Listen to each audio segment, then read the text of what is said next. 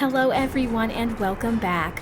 I am as always Inquisitor Aura, and this is How to Roleplay in World of Warcraft, and this week we are going to be taking a look at the Goblin Warlocks. Warlocks are the undisputed masters of dark magic on Azeroth, but if anyone can claim to be the best, it is the goblins. While all warlocks are possessed of ironclad wills and backbones of steel, a goblin's true strength lies not in his or her vast intellect, but in the goblin's racial greed and need for wealth and power.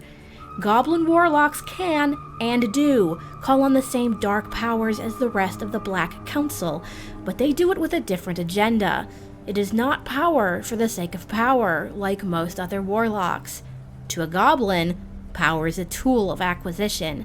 The stronger the tool, the more power they have and the more money they can accrue. Their ability to wheel and deal, coercing some of the Legion's most insidious soldiers into doing their bidding, makes them potent masters of powerful allies bound by ironclad restrictions. While goblins can choose to walk any of the fell paths, two seem to scream goblin: destruction and demonology. Destruction deals primarily with something goblins are very keen about: rampant explosions and lots of fire. Wielding raw chaos with a liberal dash of fire magic, the average destruction warlock wreaks havoc across the battlefield, leaving charred everything in their wake. Imagine the worst pyromaniac fire mage. Now multiply that by at least 100, and you have your standard destruction warlock. Now add a dash of goblin ingenuity, a smidgen of their amazing intellect, and their penchant for ignoring the safety labels and warnings on explosives, and congratulations, you have your average goblin destruction warlock. It is not hard to see why destruction is so appealing to the goblins. The sheer capability to burn everything to the ground is wildly appealing. Goblins are known for their tinkering, but unlike their gnomish counterparts, goblins tend to forgo the safety equipment and the warning labels. They'll pack enough explosive against a fortification to blast a hole large enough for a zeppelin to sail through, with more than enough room for a few demolishers alongside. This penchant for over-the-top destructiveness suits goblin warlocks just fine, and those with these extreme tendencies towards the obliteration of all obstacles in their path choose to walk the path of raw chaos and wield fel-fueled fire, incinerating anything and anyone who gets in their way. Demonology is also another path they tend to follow, but demonology is less about the rampant chaos of destruction and more about control and precise application of power. To be a demonologist is to have an army of demons at your command. To control a small army, the demonologist has to have absolute control over each and every demon they summon. There must be very specific instructions in place to protect the warlock in command, lest the demons slip their leash and punish the summoner for their insolence. It is here in this idea of command and control that the goblin demonologists find their strength. Goblins, almost universally, are the masters of the deal, possessing keen minds for business, profit, and the exploitation of others for their own gain. The ability of a goblin to wheedle themselves into a stronger position of a partnership is key to how they operate as demonologists. Demons, despite their overwhelming arrogance, are amongst some of the most intelligent beings in existence. They are not fools, and they are not to be taken advantage of. And yet, this is exactly what goblin demonologists do. And any goblin will tell you, business is like war. You have to know your enemy if you want to come out on top. Knowing the motivations of the demons you summon and using them to maneuver them into a less favorable position ensures the goblin warlock gets the most from their minion while committing less to the overall partnership. Demons under the control of goblins often find themselves bound to much tighter restrictions. This is not to say that most other demonologists are lax in their restrictions, but goblins have raised bargain making and deal striking into an art form, one in which they are the master artisan. They are the sculptor of the contract, whittling it from rough stone into a form that is most pleasing to them.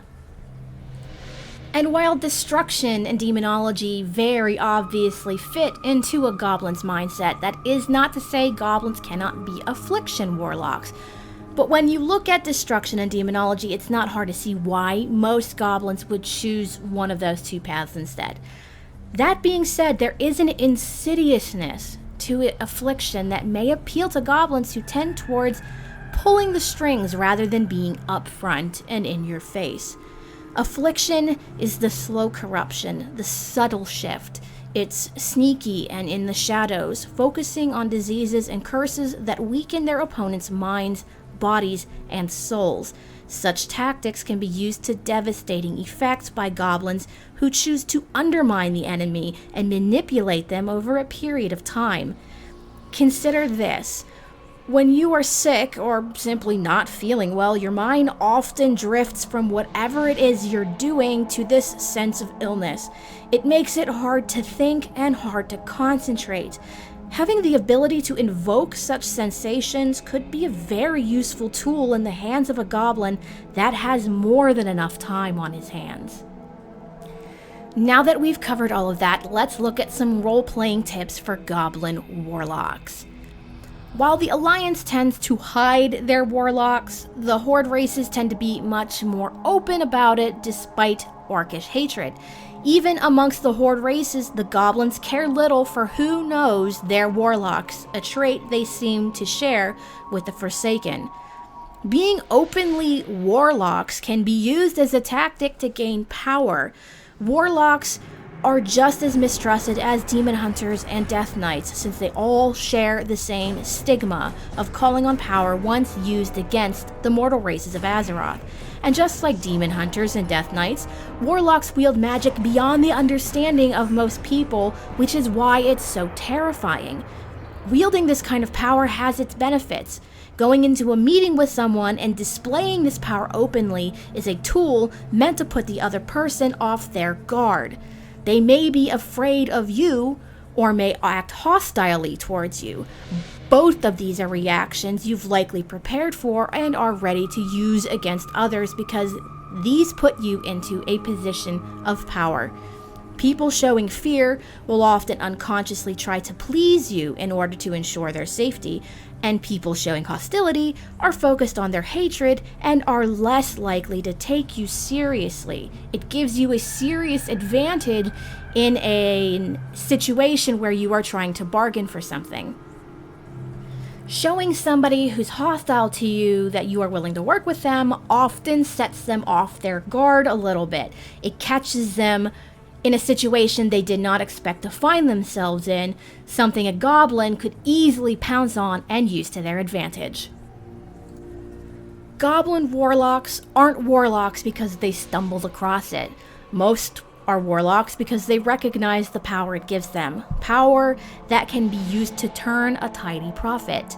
While most goblins can wheel and deal with the best of them, goblin warlocks are the true masters of using power as a tool. They aren't in it for more power, they're in it for more money. And if money and power go hand in hand, well, it's no wonder goblins have chosen the fell path, for the path of the warlock is truly a path of power. Well, that is going to be it from me for this week. Thank you guys so much for watching. Remember, if you like what you see and you want to see more, make sure you hit that like button. Don't forget to comment below and don't forget to subscribe. I also have a Patreon. The link is in the description box below, as well as up in my channel header art. So if you want to help me improve my video quality, make sure you stop on by and donate. Remember, your donations go directly to things to improve the quality of my videos and may lead to more videos per week. Anyways, guys, thank you again so much for watching. Have a great week, have a great weekend, and I will see you again in Azeroth.